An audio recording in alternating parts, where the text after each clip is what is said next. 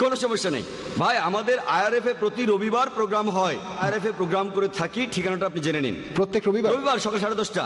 সেখানে আমার লেকচার শেষ হলে আপনি যে কোনো প্রশ্ন করতে পারেন, এমনকি কোরআনের সমালোচনা করতে পারেন, কোরআনের বিরুদ্ধেও বলতে পারেন, সমস্যা নেই। আপনার কথা সাদরে গ্রহণ করবো, আমরা আলোচনা করতে চাই, একে অন্যকে ভালো আমি বুঝতে বাইবেল চাই। নিয়ে বলতে ভাই বাইবেল নিয়েও জিজ্ঞেস করতে পারেন, সমস্যা নেই। আমি বাইবেল সম্পর্কে আপনাকে জানাবো।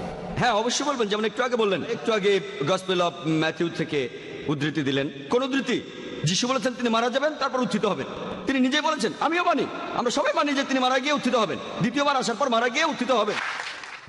আর দ্বিতীয়বার আসার পর পুনরুত্থান, যেটার কথা কোরআন ও বাইবেলে বলা আছে, সে হবে সত্যিকার পুনরুত্থান, সত্যিকার মৃত্যুর সত্যিকার পুনরুত্থান। আপনি যেটা বলছেন যিশু ক্রুশবিদ্ধ হওয়ার পর মারা গেলেন, আপনি যেটা বলছেন সেটা লোক মুখে শোনে, চোখে দেখা না।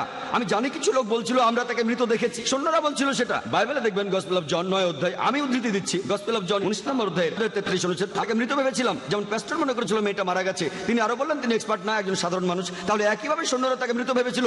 এখন চিকিৎসা বিজ্ঞানে দেখেন, ডাক্তারদের স্টেথোস্কোপ লাগে নারীর স্পন্দন বোঝার জন্য, এছাড়া machine ECG, EEG, heartbeat, brain, তারপর ডাক্তাররা ভুল করে। এই পেপার কাটিং গুলো দেখেন, এগুলো নিউজ আর্টিকেল। একজন লোক 3 ঘন্টা মৃত ছিল, আবার জীবিত হয়েছে 3 দিন। অনেক, এটা দক্ষিণ আফ্রিকায়, ফিলিপিন্সে অনেক আছে। ডাক্তার পরীক্ষা করেছে যন্ত্রপাতি দিয়ে। এখানে সাধারণ সৈন্যরা পরীক্ষা করে বলছে মানে এনা তিনি মৃত। আগে আমার উত্তরটা শোনেন, তারপর লাইনের পিছনে গিয়ে আরেকটা প্রশ্ন করবেন, অথবা রবিবার আইআরএফ এ আসবেন। বলে এই কথাগুলো লোকমুখে শোনা।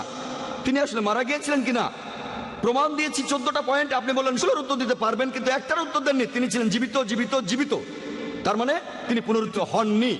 তিনি একদিন পুনরুত্থিত হবেন, আমিও মানি, প্রত্যেক মুসলমানই মানে। দ্বিতীয়বার যখন তিনি আসবেন সেবার পুনরুত্থিত হবেন। আর পবিত্র কোরআন বলছে সূরা মাইদার 116 ও 117 নম্বর আয়াতে যিশু বলেছেন যে হে আল্লাহ, তুমি এখানে সাক্ষী, আমি তাদের কখনোই বলিনি আমার উপাসনা করো বা আল্লাহ, বরং আমি বলেছি আল্লাহর ইবাদত করো, রাব্বি ওয়া রাব্বুকুম, তিনি আমাদের সকলের প্রভু। যীশু খ্রিস্ট সেটা করেছেন যেভাবে আল্লাহ তাআলা নির্দেশ দিয়েছেন। তিনি বলেছেন তোমরা শুধু এক আল্লাহর ইবাদত করবে, নিজেকে আল্লাহ বলেননি। আমি কথা আগেও বলেছি, গোটা বাইবেলে স্পষ্ট করে আপনি কিছুই পাবেন না।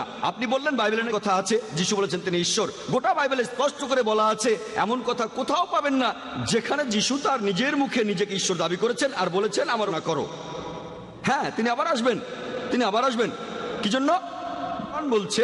সূরা নিসার 158 নম্বর আয়াতে উল্লেখ করা হয়েছে যে আল্লাহ সুবহানাহু ওয়া তাআলা তাকে নিজের কাছে তুলে নিয়েছেন, তাকে জীবন্ত তুলে নিয়েছেন। কি জন্য? দ্বিতীয়বার আসার পর তিনি আর নতুন কিছু শেখাবেন না। পবিত্র কোরআনে সূরা মাইদা 3 নম্বর আয়াতে আছে, আজ তোমাদের দিনকে পূর্ণাঙ্গ করলাম, ইসলামকে তোমাদের দিন করলাম, তোমাদের জন্য বিশ্বাস পূর্ণাঙ্গ করলাম। নতুন কিছু তিনি শেখাবেন না। তিনি দ্বিতীয়বার পৃথিবীতে এসে মুসলিমদের নতুন করে কিছু শেখাবেন না। তিনি দ্বিতীয়বার পৃথিবীতে এসে সাক্ষ্য দেবেন যে আমি নিজেকে ঈশ্বর দাবি করিনি, যে তোমরা আমার উপাসনা করো।